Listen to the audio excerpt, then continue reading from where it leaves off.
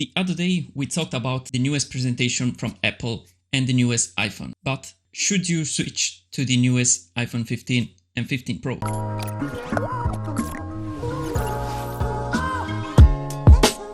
Hey, what's up? It's always me, Johnny, and welcome to my new video.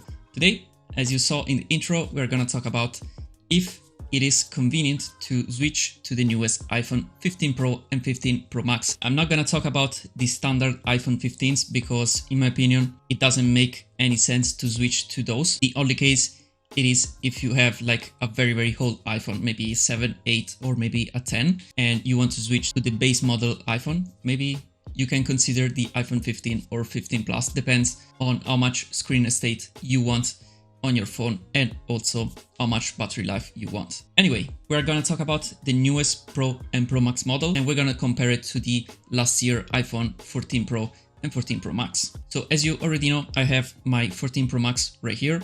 I'm gonna test for sure iPhone 15 Pro and 15 Pro Max. But first of all, let's introduce the newest changes on the newest iPhones. So the main changes, as you know, it is a redesign of the exterior. I mean, not by that much, because the form factor, it is pretty much the same. It's a little smaller compared to my 14 Pro Max, for example, and it does have some smoother edges and also some thinner bezels. This is because it is made of titanium, and so it is also a little bit lighter. But the downside, it is the color, because the colors, in my opinion, are not that great, especially the blue one.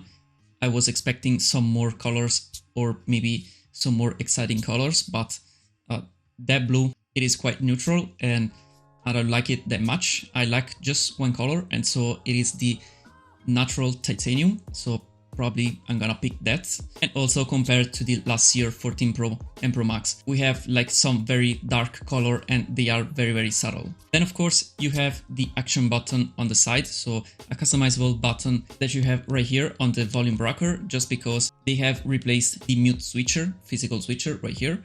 And right now you have this action button that is customizable, so you can customize it as you want it. Maybe you can activate the torch, activate silent mode, and all of that stuff that you want. But in my opinion, there is a downside to this because it is still a button. So I don't know if sometimes, if from time to time you're gonna press it by accident, you have your phone in your pocket and maybe you switch by accident to the ring mode or the mute mode, or you can activate your camera, your flashlight, whatever. So I think this is a real downside of a physical button. Then it is the first iPhone and also one of the first phone that has the 3nm chipset inside, so the A17 Bionic, and it is the first one they've called the A17 Pro chip. I don't know why, but basically by the datas, we have not that more of performance compared to the A16, for example. The only big improvement that we have, it is on the GPU side and also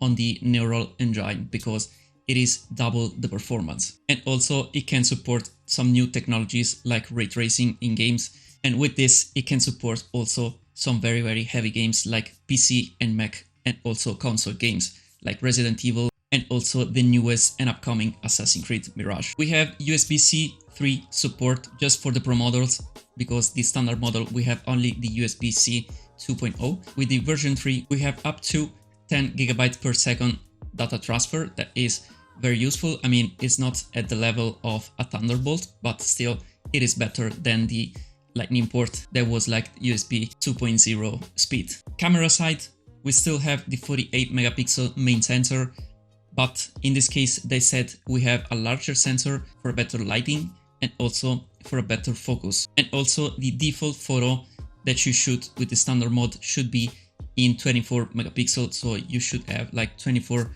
megapixel photo by default instead of 12 megapixel like last year, so the 14 Pro and the 14 Pro Max. Talking about zoom cameras, we still have the same camera on the Pro version, but this year we have a different version for the Pro Max, and so we have a 5x zoom. And actually I'm very curious to try this 5x, just because on my Pro Max I have just got used to the 3x lens and I use it very much for portrait, for example, because it does have that very good depth of field. But On the 5X, I don't know if maybe it's too much, so I'm gonna test it and let you know how I feel about the 5X. So these are the main changes on the newest iPhone.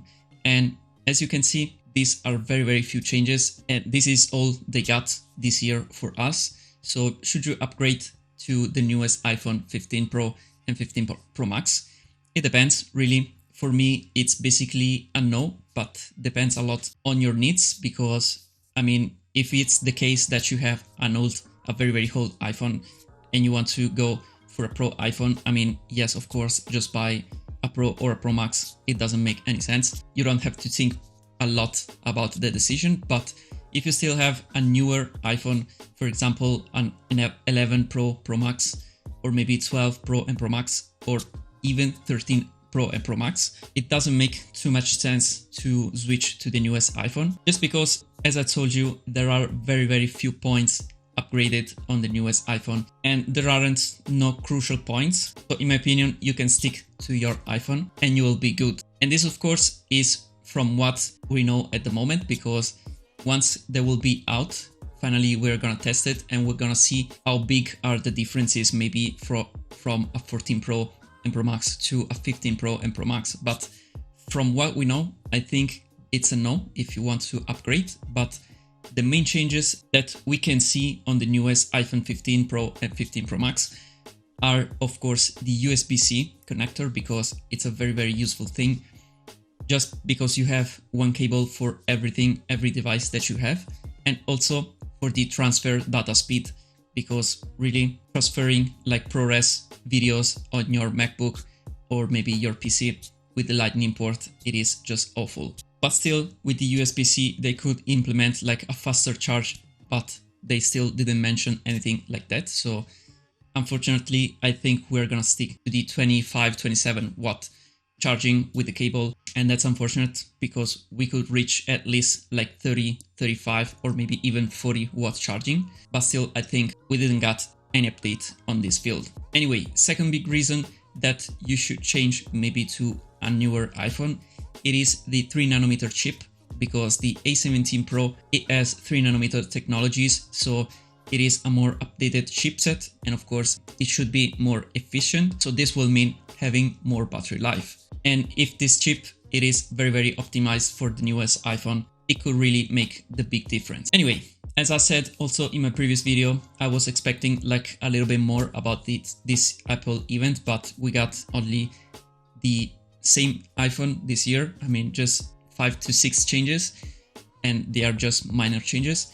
And also we got the same Apple Watch. So this event wasn't the greatest in my opinion, but I repeat, this is just for what we know at the moment, because maybe the newest iPhone, when they will come out and I will try it, maybe I will fall in love with them, and maybe I will tell you that is the greatest iPhone at the moment. But from what we know at the moment, I think they could have made better. Anyway, that was pretty much it. Thank you for watching this video. If you did like it, just hit a like down below because it's free, and let me know what you think about this newest iPhone 15 Pro and Pro Max. And this year, it is the only year that maybe there is a slight reason to buy the Pro Max version, because it is different from the Pro version. But anyway, let me know it down below in the comments, and subscribe if you haven't already. And as always, thank you for watching my video. I will see you in my next one. Bye for now.